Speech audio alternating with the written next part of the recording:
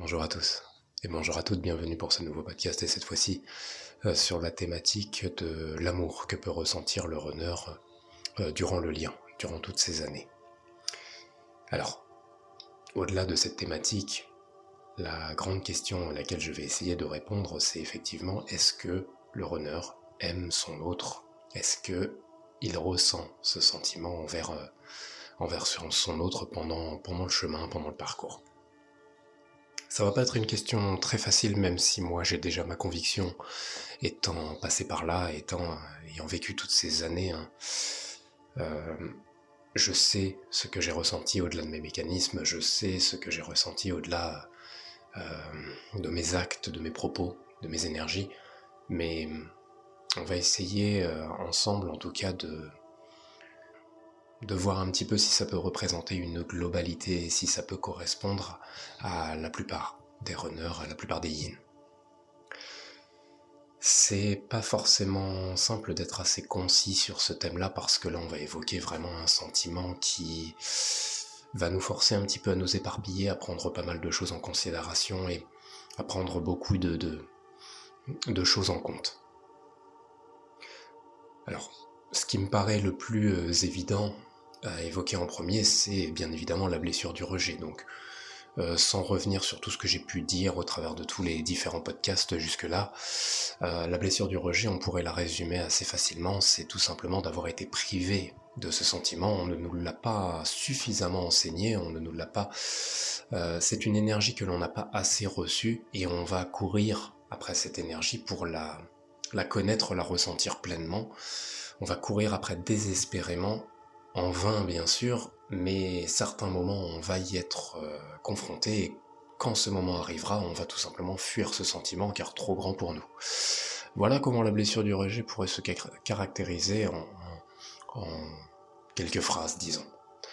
Donc au sein de la relation de flamme jumelle, c'est assez particulier parce qu'évidemment, la seule personne qui va nous l'offrir d'une manière assez visible, d'une manière vraiment assez forte, qui va nous voir et vouloir à nous transmettre ce sentiment, ça sera bien évidemment trop puissant pour nous et on va bien évidemment fuir le plus loin possible, car impossible d'être confronté à cette énergie, on ne la comprend pas et on la pense trop grande.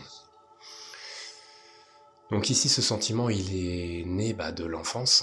Évidemment, la blessure du rejet, c'est une surprise pour personne. Vous connaissez sans doute ce principe que c'est sans doute la blessure qui naît le plus rapidement, qui s'installe le plus vite dans l'incarnation. Elle peut même s'installer déjà dans le ventre de notre mère lors de la grossesse. Si par exemple nous sommes un enfant non désiré par exemple. Alors du coup, moi, dans ma configuration familiale, effectivement, j'ai eu une maman très aimante, qui a fait de son mieux, qui avait la blessure d'abandon et qui a vraiment fait bien plus que ce qu'une maman devrait faire en règle générale. Elle a été exemplaire, elle a poussé ses mécanismes d'abandon au maximum, elle a eu un rôle de sauveur pendant des années, elle a été dans le sacrifice énorme pour que ses enfants aient tout ce qu'il fallait. J'ai eu vraiment une maman exemplaire. Bien évidemment, ces mécanismes d'abandon avaient des répercussions négatives, bien évidemment, c'est normal. Moi, je suis le dernier arrivé, après 3 grandes sœurs du coup. Et donc je pense que mes parents étaient à un stade où ils n'étaient plus du tout heureux. Et donc je pense ne pas avoir représenté une très bonne nouvelle quand je suis arrivé. Même si après 3 filles, je pense que mes parents étaient contents d'avoir un garçon. Je pense qu'effectivement, là dans l'idée c'était oula, on va avoir un quatrième enfant alors que on n'a pas du tout la force dans le couple là pour subvenir aux besoins des 3 qui sont déjà bien entamés. Et en plus, on va pas pouvoir. Voilà, je pense que je suis arrivé dans cette thématique là, donc la blessure du rejet tombe sous le sens, honnêtement. J'ai pas la preuve de ça, mais voilà, ça paraît logique avec tout ce que je sais, voilà, c'est évident. Alors donc oui, j'ai eu ce côté maternel là, c'est une maman qui a vraiment fait tout ce qu'elle a pu, et un papa qui du coup avait la blessure du rejet aussi, donc disons que voilà, la plus grande problématique de ma vie a été dans cette relation avec mon père. Donc, disons que ma mère pouvait faire absolument tout ce qu'elle voulait, elle n'allait pas pouvoir combler ce que mon père ne faisait pas. Et donc j'ai couru désespérément toutes ces années après l'amour de mon père. Et donc en grandissant, avec tout le rejet inconscient qu'il avait envoyé, j'ai fini par le rejeter lui. Voilà, j'ai fini par installer ces mécanismes pleinement et du coup je voyais bien qu'il ne répondait pas à mes besoins, donc il fallait s'orienter vers le rejet pour espérer avoir de l'attention. Et on connaît tous ça. Honnêtement, je pense qu'on a rarement des parents parfaits et aimants. Je pense que c'est cette génération qui a l'objectif de renverser cette tendance, et nous, en tant que flammes jumelles parents, on est censé effectivement couper cette dynamique d'enfants qui recherchent désespérément l'attention de leurs parents. Je pense que c'est en train d'évoluer énormément avec voilà, toutes les méthodes, le réveil sur tout ça. On est bien loin de l'ancienne génération qui élevait les enfants à la dure. Hein. C'est en train de disparaître doucement, même si c'est encore bien présent. Mais voilà, les personnes de mon âge ou les personnes plus âgées connaissent ça, hein, ce sentiment de devoir courir après l'intention d'un des parents et devoir se satisfaire simplement d'une subtilité. Mon père n'était pas en mesure de m'offrir un amour bien démonstratif. Il n'avait pas cette possibilité. Il ne l'a jamais reçu. Donc il n'allait pas pouvoir m'offrir quelque chose qu'il ne connaissait pas. Ça, c'est quelque chose qui, avec la logique, suffit. On ne peut pas, en tant qu'être humain, combler quelque chose que l'on ne connaît pas. On n'a pas cette capacité. On ne peut pas s'improviser un rôle. On ne peut pas... c'est impossible. Il faut qu'on apprenne, qu'on découvre, qu'on connaisse, qu'on soit confronté à quelque chose pour pouvoir le comprendre et le redistribuer. Il n'y a rien d'inné. Hein. On peut parler de choses innées en parlant de dons, de capacités bien spécifiques. Les flammes jumelles en connaissent quelque chose, mais en tout cas, on ne peut pas incarner l'amour si on ne l'a pas pleinement reçu comme il nous le fallait, avec notre besoin particulier et unique.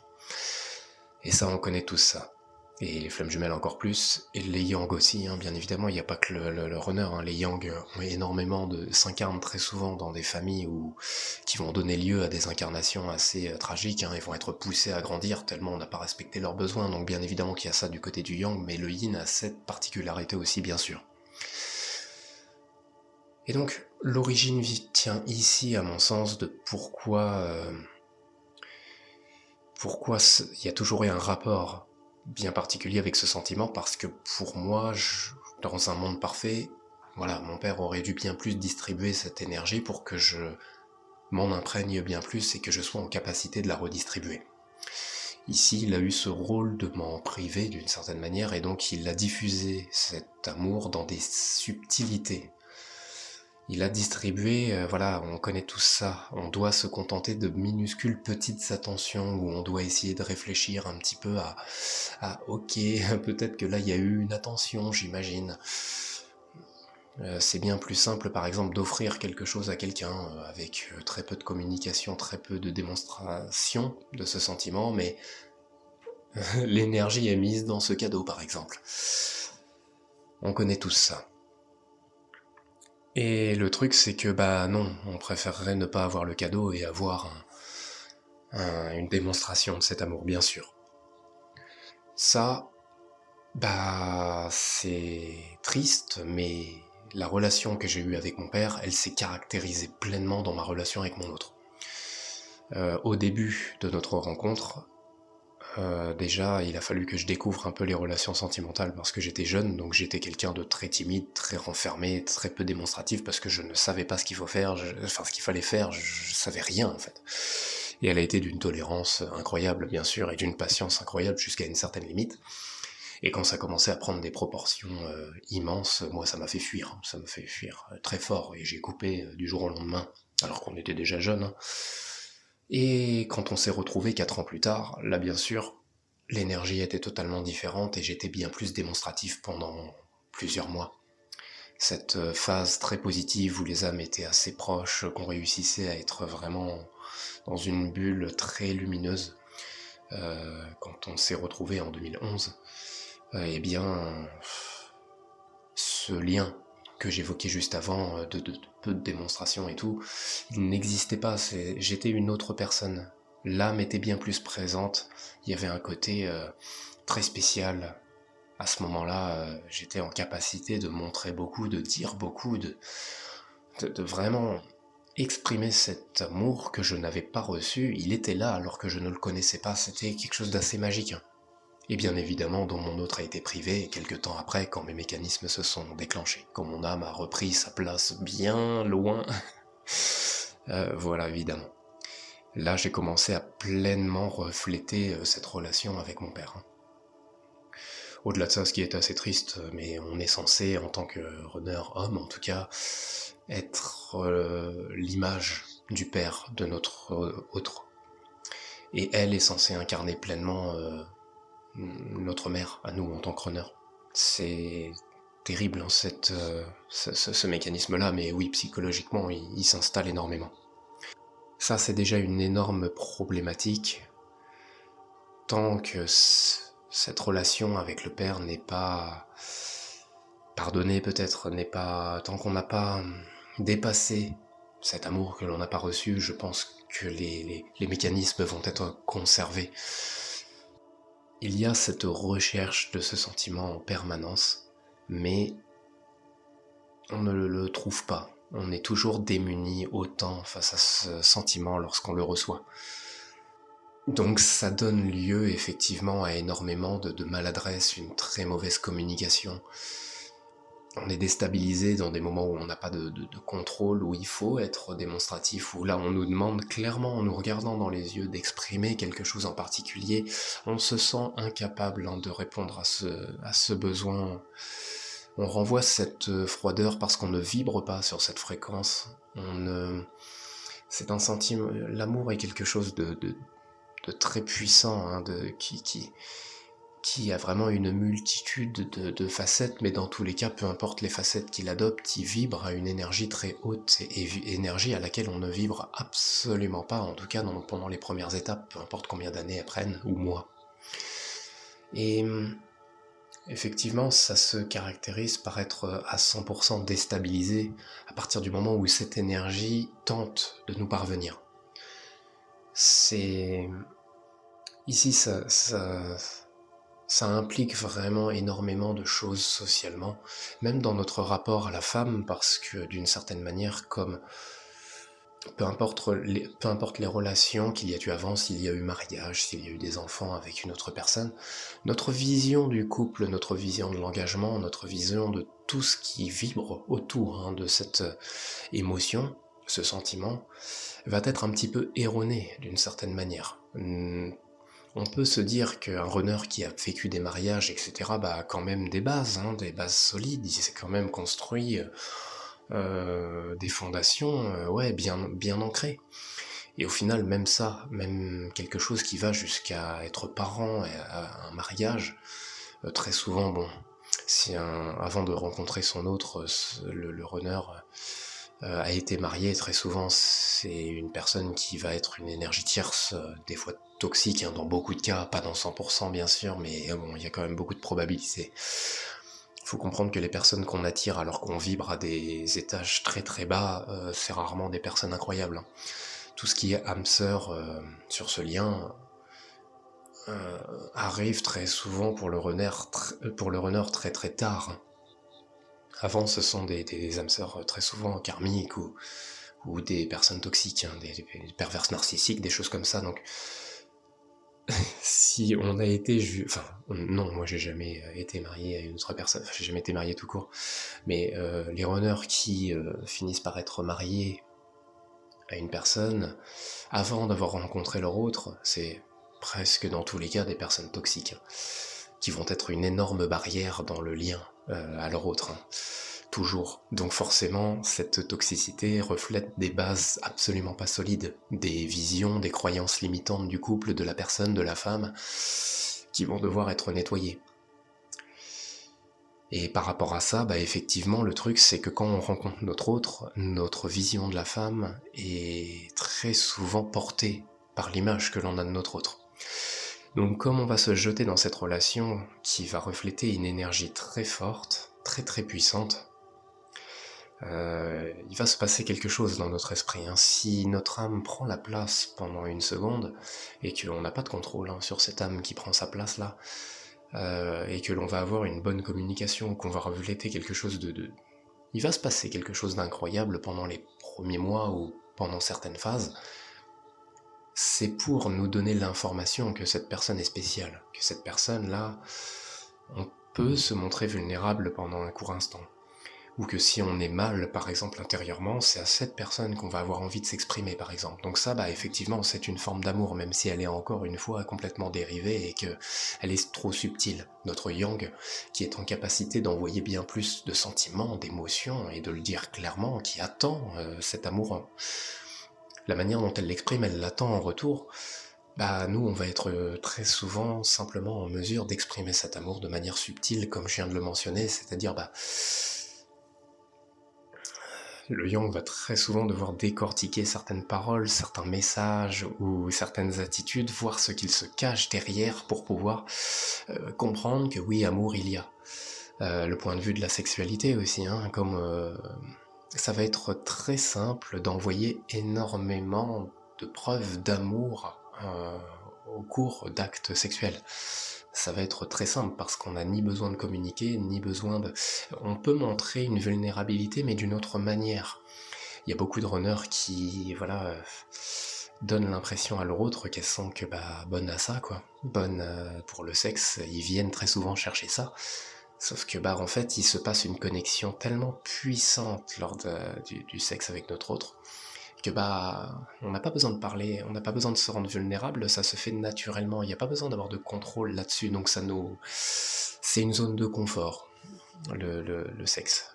Donc, notre autre reçoit cet amour, très souvent, enfin en tout cas pour ma part, on prend soin du besoin de l'autre, donc on a l'impression de satisfaire les besoins affectifs de l'autre de cette manière. Donc là, c'est une forme d'amour subtil, qui bien évidemment finit par ne pas être bien perçu, parce que ça doit être terrible d'avoir ce sentiment d'être peut-être un objet, ou peut-être bonne qu'à ça, et c'est aussi à travers ça qu'on peut être traité très facilement de pervers narcissique, parce que d'une certaine manière, c'est pas terrible comme moyen d'envoyer de l'amour.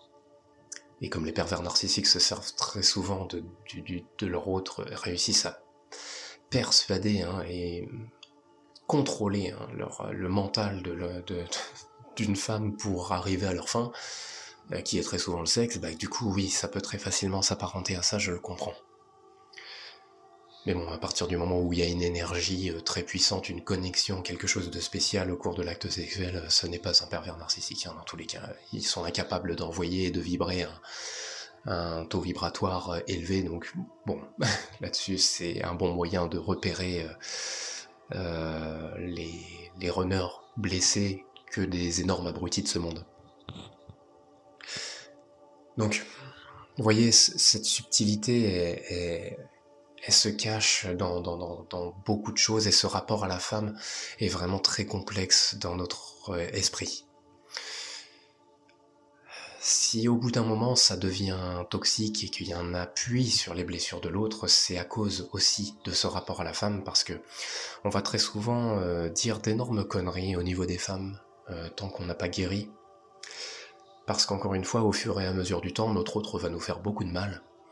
De manière inconsciente, par exemple son impulsivité, son yang, sa manière d'être assez brute dans ses propos, le fait d'être assez intrusive, le fait de forcer notre communication, le fait de forcer notre vulnérabilité, le fait de dire des mots parfois un peu durs, eh bien ça va nous blesser très fortement et on va se sentir rejeté très fort et très vite.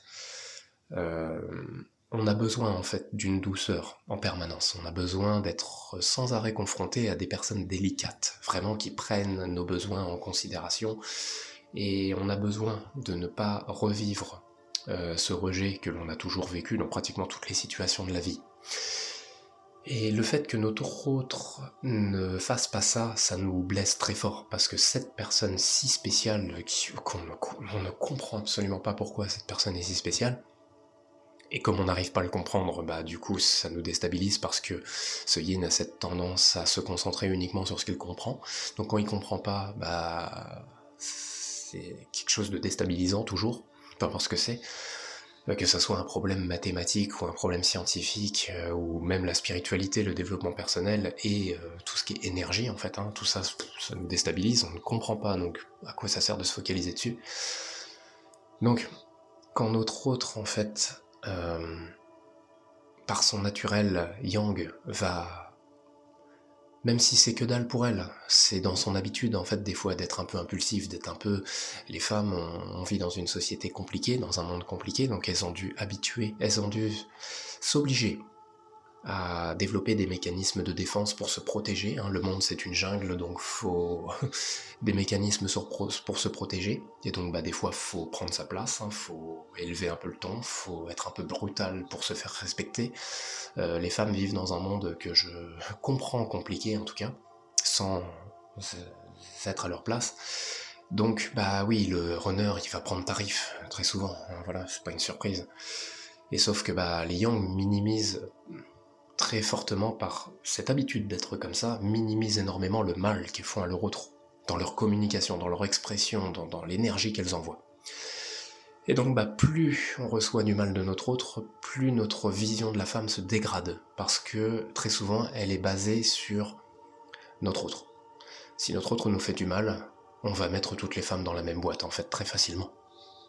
Donc en fait ce sentiment, on va se renfermer encore plus par rapport à ce sentiment d'amour, parce qu'on va se dire que mais il n'y a aucune femme à qui on va pouvoir en tout cas l'exprimer et qui vont en tout cas réellement bien nous l'apprendre, ce sentiment. Ça se fait de manière assez inconsciente, en gros c'est beaucoup plus facile de développer l'idée que les femmes sont toutes pareilles, que l'idée une femme, jamais une femme nous apprendra à aimer. Voilà, bien évidemment. Là, il y en a une qui commence à être consciente, qui devient une croyance limitante très facilement, et l'autre qui est beaucoup plus inconsciente.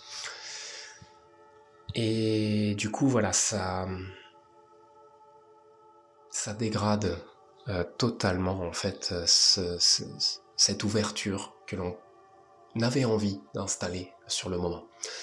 Nous sommes pas très loin du yang dans cette idée, c'est-à-dire que les premiers mois, cette fameuse lune de miel où tout va merveilleusement bien, à peu de choses près, eh bien, nous aussi, nous sommes basés sur des choses qui finissent par se révéler fausses dans les mécanismes de la suite du chemin. Là-dessus, nous sommes pas différents, c'est-à-dire qu'on a cru que notre autre allait incarner toute la vie, ce qui s'est produit, ce qu'elle a incarné pendant cette lune de miel. Et quand notre autre finit par nous rejeter très fort, eh bien ça commence à être vraiment compliqué d'avancer. Et donc on finit par faire énormément de mal, sans le vouloir. Parce que bien évidemment, encore une fois, cette lune de miel nous a convaincus que cette personne, il fallait vraiment absolument jamais lui faire du mal. Et moi ça a été mon cas, c'est-à-dire que disons que pour moi les femmes, ça a toujours été des êtres fragiles, sensibles. Il fallait y faire attention, il fallait pas les blesser, il fallait les respecter. Elles sont déjà dans un monde compliqué, donc il fallait pas que moi j'ai ce rôle d'amplifier et de participer au problème. Bien évidemment, psychologiquement, là, ça sera pour beaucoup pas une surprise. Les femmes avaient cette image que j'avais de ma mère, bien évidemment. La psychologie, là, ça va pas être très compliqué. Je suis pas psy, j'ai pas fait d'études, mais c'est très facile à comprendre. Et donc, évidemment, les femmes incarnaient dans mon esprit l'image que j'ai de ma mère, donc une femme fragile, une femme sensible, qui a été dans le sacrifice, qui a tout donné en fait pour son monde extérieur, donc une femme que j'ai pas suffisamment aimée, une femme dont j'ai pas pris assez soin. Donc en fait, mon autre pour moi c'était pleinement cette vision-là. Et donc, d'une certaine manière, cette image-là, il fallait la déconstruire parce que, il y a de tout dans ce monde, que ce soit d'hommes et de femmes, il y a du bon, du mauvais. Et la vie a été très brutale pour me faire comprendre ça, parce qu'elle m'a mis dans des situations où des femmes faisaient des choses aberrantes pour mon esprit, des choses, en tout cas, sentimentalement et sexuellement très compliquées pour mon esprit d'être témoin de ça. Donc il a fallu déconstruire en fait tout ça et prendre conscience que faut peut-être arrêter de mettre les femmes dans une boîte, déjà elles méritent pas ça, et ensuite il y a tout type de profil, et il y a beaucoup de gens blessés, et il y a et les femmes font ce qu'elles veulent en fait, tout simplement. Donc effectivement ça a été compliqué d'incarner ce rôle de faire du mal à mon autre d'une multitude de manières, parce qu'effectivement, à l'image de ma mère, elle avait eu une incarnation assez tragique. Et donc, être dans cette boîte de toutes les personnes qui lui ont fait du mal, c'était compliqué à dépasser comme idée. Aujourd'hui, pour moi, j'ai fait tout ce que j'avais à faire. C'est terrible, mais en fait, sur ce lien, on grandit et on trouve cette voie vers soi et ce chemin vers l'amour. Beaucoup grâce à notre autre. Il y a des gens qui sont là en train d'affirmer que non, c'est toujours grâce à soi. Sur ce lien, pas tellement, quoi. Et donc, là-dessus, ça sera très compliqué pour elle d'admettre ça, mais c'est effectivement grâce à tout ce que j'ai fait de bien ou pas bien qu'elle en est là. En miroir, c'est la même chose. C'est si moi je revendique que c'est grâce à elle que j'en suis là, on est là grâce à moi. On s'est aidé pour ça. C'est ça le lien de flamme jumelle pour moi. Donc effectivement, cette route vers l'amour, je lui dois. Parce qu'il a fallu qu'elle fasse bien mal pour que je déconstruise tellement et que je me trouve, au final, dans cette guérison de blessure et cet accès à la spiritualité. Donc effectivement, cette route vers l'amour pour le runner est d'une longueur et d'une lenteur que j'estime extrême. Si vous préférez, aujourd'hui je suis en contact avec des personnes qui ont une tranche d'âge plus élevée que la mienne, bien plus, et qui en sont à ce même point de vraiment ressentir cette émotion au sein de leur être. Moi j'ai l'impression que ces 31 dernières années, c'était une éternité, vraiment, j'ai l'impression d'être bien plus vieux. Quand cette immaturité tombe, que c'est le moment de pleinement grandir, donc pour moi c'était récemment, à l'échelle de 31 années, il y a cette impression de pas avoir 31 ans, d'être plus vieux, d'être bien plus vieux. Le corps le dit, le corps le dit que j'ai pas 31 ans. 31 ans, on est en forme, normalement. Ce n'est pas mon cas. Je vais bientôt, j'imagine, accéder à beaucoup plus de guérison corporelle, surtout en développant le magnétisme et tout ça, mais pour l'instant, oui. Donc cette route vers l'amour est d'un compliqué pour le runner. Un autre point que je voudrais établir, c'est vrai que les Yang ont très souvent tendance à revendiquer qu'ils ont aimé très fortement leur autre. Alors moi, très sincèrement, en ayant autant creusé les blessures de l'âme, en ayant vu tellement de points de vue et en essayant de voir tellement de débats là-dessus, à travers la littérature, l'internet, ce que je pouvais ressentir, tellement d'échanges avec des personnes, moi dans l'idée, on est strictement incapable d'aimer tant qu'on a encore ces blessures qui résonnent fort. Les blessures sont un handicap émotionnel énorme. On ne peut pas aimer sainement. L'amour, c'est une énergie pure, une énergie divine. Tant qu'on n'a pas accès à la même fréquence que cette énergie, on ne peut pas aimer, on ne peut pas revendiquer que l'on aime si on vibre à une fréquence plus basse, parce que tant qu'on est blessé, tant que ces blessures sont fortement ancrées, parce que d'une certaine manière il y a le débat aussi de est-ce qu'on est vraiment un jour libéré de nos blessures.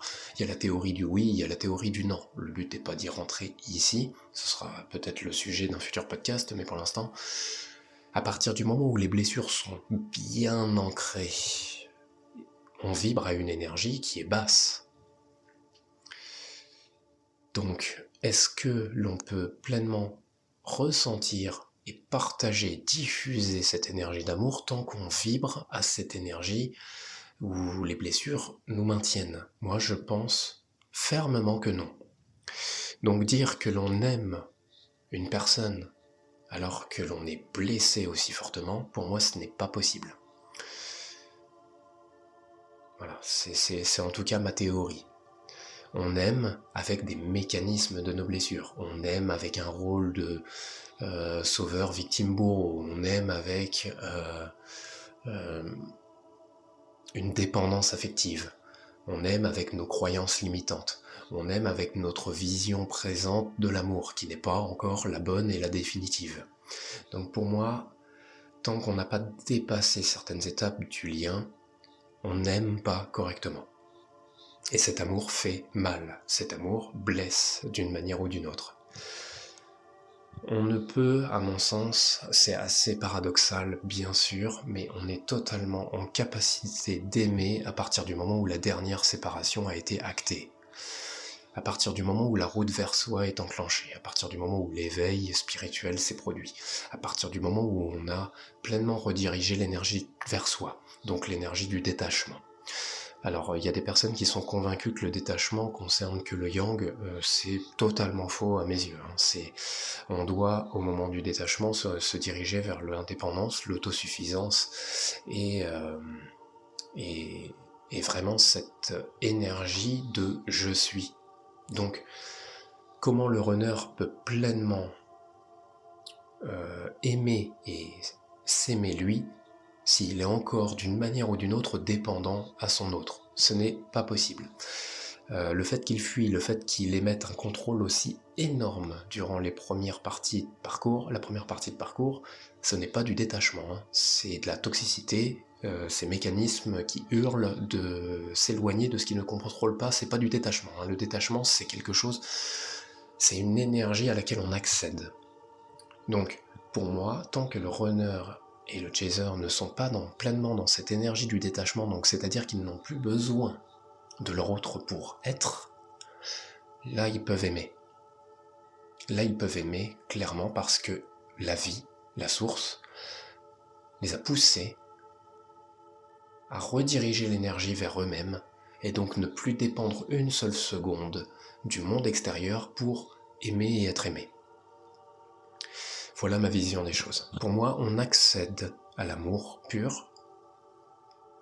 Alors, je parle pas encore d'amour inconditionnel, hein, parce que l'amour pur n'est pas égal à l'amour inconditionnel. Hein. L'amour inconditionnel, ça demande une énergie à laquelle, personnellement, je sens que je me dirige, mais j'y suis absolument pas encore, par exemple. Hein. Ça demande quelque chose d'énorme, en fait. Ça demande une clarté d'esprit et un pardon immense de tout. Ça demande vraiment un pardon qui s'installe vraiment dans tous les éléments, micro-éléments du passé, à laquelle je ne suis pas encore. Ça demande de nettoyer encore toutes les minuscules parts, peut-être d'animosité envers des souvenirs, des choses qui se sont produites. J'ai fait un travail énorme et colossal, mais amour inconditionnel, c'est encore énorme. Donc, cette émotion d'amour, pour moi, on ne peut y accéder qu'à cet instant-là. Et personnellement, amour que j'ai... instant que j'ai atteint il y a déjà quelques mois, je dirais, depuis le printemps. Donc c'est tout récent, mais ça a été suffisamment brutal pour créer une transition temporelle vraiment très rapide, si vous préférez. C'est vraiment cette sensation de un jour je vibre à telle énergie, le lendemain je vibre sur une supérieure. Ça s'est vraiment passé comme ça, voilà. Et à partir du moment où il se passe un délai suffisamment conséquent, je pars du principe que cette énergie est maintenant bien acquise d'une certaine manière, même si le mot sur ce lien est vraiment maladroit. Ici, je considère ça comme ça. Cette dernière séparation, c'est pour ça qu'elle est fondamentale, parce que c'est dans cette dernière séparation que l'on se trouve pleinement et qu'il sera sans doute possible un jour ce retour à l'autre. Pour moi, c'est la dernière étape de ce chemin vers l'amour et cette capacité en tout cas à pleinement pouvoir y accéder. C'est là que les âmes sœurs aussi sont pleinement et exercent pleinement leur rôle. C'est vraiment à cet instant-là parce qu'elles sont très souvent là pour nous aider à comprendre qu'on est en capacité de pleinement incarner cette énergie. Elles nous permettent très certainement de comprendre que l'on peut enfin dépasser certaines limites que l'on s'imposait par mécanisme de défense encore. Et du coup, c'est quelque chose de fascinant, cette période. Vraiment cette période switch, détachement, mission de vie, qui très souvent, les trois sont dans une temporalité assez courte, hein, pour la plupart. C'est vraiment la période la plus intéressante du lien, au-delà de l'énergie qui est envoyée vers l'autre, hein, pour l'expansion de l'être et l'accès à l'amour, c'est quelque chose de fulgurant.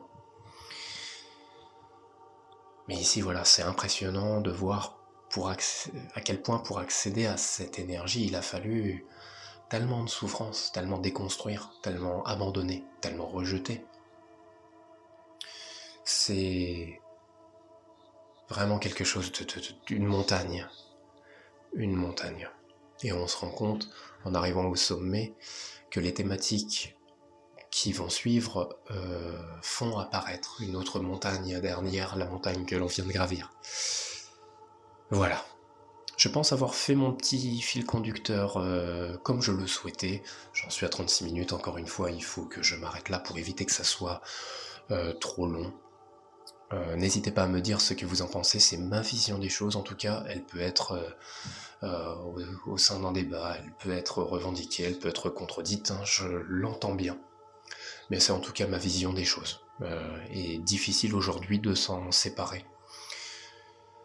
J'espère que ça a été appréciable pour vous, j'espère que c'était agréable à écouter. N'hésitez pas, comme d'habitude, à commenter, me fournir votre avis.